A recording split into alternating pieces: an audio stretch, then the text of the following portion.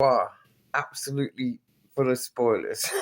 um, Not a hard fight to break down. I said in my prediction, I obviously went with Usyk, which is not a particularly hard one to choose, but I said I felt that Dubois would quit again.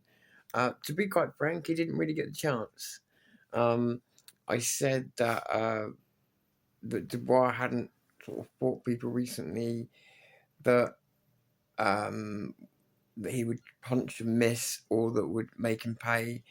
Um, but then you look at the Hergovic fight, and maybe that wasn't so true. However, um, it remained to be seen for me how he would do with someone who won't be there to receive a punch, won't be there to stand there and get bullied like AJ did, which was after tonight. I realised just how bad a performance from AJ that was, and just how short he is, or how stupid he is. I don't know which. Only he knows. But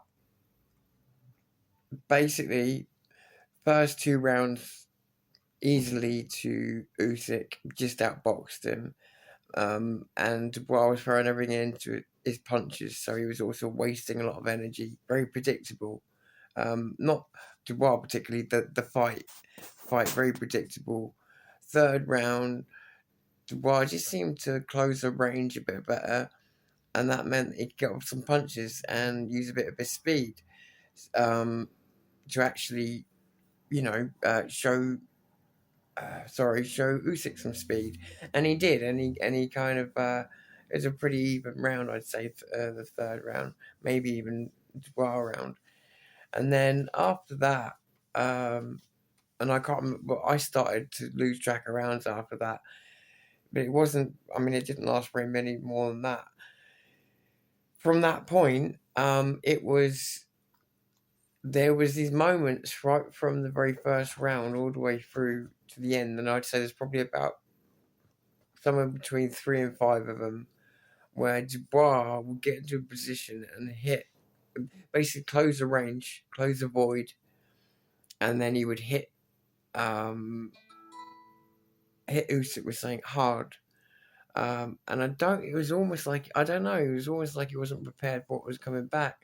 Usyk would Usyk surprised me because Usyk fought, although he was moving and all the rest of it, he also stopped moving at times and fought right in the pocket, which surprised me. And I thought he was going to get himself in trouble doing what he did. But he fought in the pocket, and when Dubois loosened up and threw a hard punch, Usyk would throw a really hard punch back. Now remember, Usyk's not a puncher. He can hurt fighters, he's shown that, but he's not someone that particularly knocks them out. And yet, every time Dubois hit him with a hard punch, he would counter it. And every time he countered it, Dubois looked hurt. And that was a sign of things to come. And it really was kind of noticeable as well. And I just thought, my God, AJ must have been in bad form because this guy only needed to be tagged by a big puncher. I don't know how Dubois will do against being hit by a big puncher on the jaw. I really don't. Don't get me wrong, tiredness and all that plays a factor, but this was sort of happening from round one. Um, and Usyk's position in this just so good that even though he's not a big puncher, when he was delivering those hard punches, those hard counters, he was in such a good position to deliver them that they were hurting Dubois badly. And by the sort of end of the fight, instead of just staggering Dubois, and this only happened a few times, like maybe once in round one, once in round say three or four. It's probably a total of four or five times through the fight, I think. But yeah, then Dubois, this sort of got to a point where Dubois is now getting tired, still missing, and he tried to sort of again close the range and hit Usyk hard, which is sort of the right thing to do. But no head movement and no sort of follow up. No, that's the one thing he wasn't really doing, was putting combinations together. And Usyk just fired back again, but he did fire back with combinations, but hard combinations. Dropped dropped Dubois. I think to everyone's surprise at that moment, and dropped Dubois, and Dubois looked at that moment like, just for a moment, he looked like he was going to get up, but he got up, and I think he really did try to fight on. But he was hurt, and like I say, every time he got hit hard, you could tell he was ready to drop in this fight. I felt his chin has really been exposed, and yeah, he what now he was hurt. And you got the accuracy of Usyk. Once Usyk opened up on his chin, once he'd got up, even though he'd recovered a bit, it wasn't enough. He just got smashed until he got knocked down, and this time he got knocked down proper, where he goes rubber man, and he made it up by the count of 9.5. But don't hold that against him, because he was properly all over the place. He couldn't if he had been allowed to fight on. If he tried to make that 9, he would have just been walking into a dead straight knockout. I mean, as in, he wouldn't have been standing up. He would have been out cold. He was all over the place. Is Yeah. So it was a good stoppage. It shouldn't have continued. Dubois knocked his brains out. And it's actually, I'm not that surprised.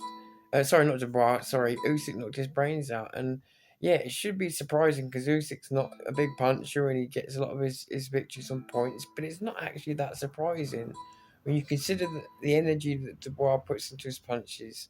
He wasn't using his jab.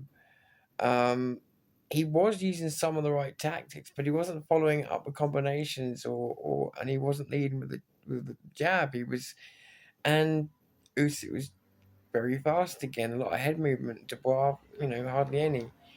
Um, and yeah, when a big, strong guy like Dubois comes in, they rely heavily on bullying people in the first part of the fight so that there really isn't a second part of the fight, or it's just a case of finishing off, because strong guys that come in for knockouts don't generally tend to win on points. You've got to do one or the other. Chael Sonnen always says that, and I think he's right.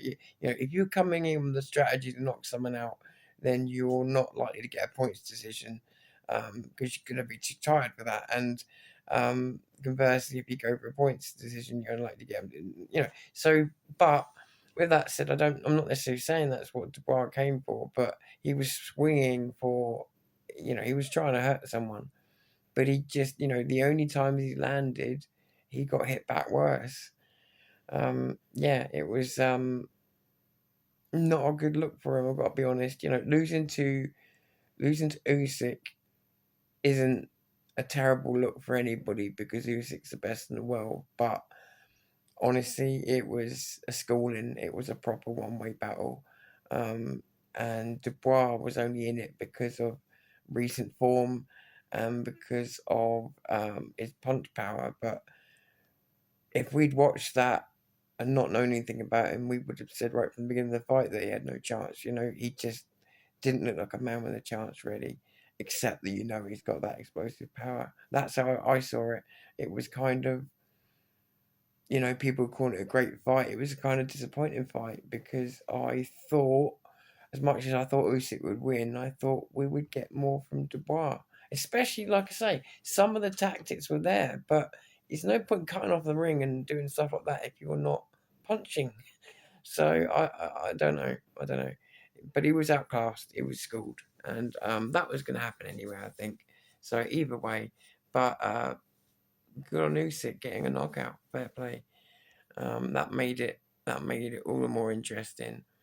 But like I say, I will say, Dubois getting up at 9.5, don't hold against him, because again, he was shot, he was gone, his legs were gone, everything. So it was a proper knockout, it was a proper stoppage. Anyway, that was just my take on it. But yeah, it's all a goodish fight, because it had a knockout in it. But it was very one way. I know the commentators try and make it sound a bit more even, but it's only because Dubois is dangerous. But really, it was mostly one way. Anyway, if you disagree, let us know.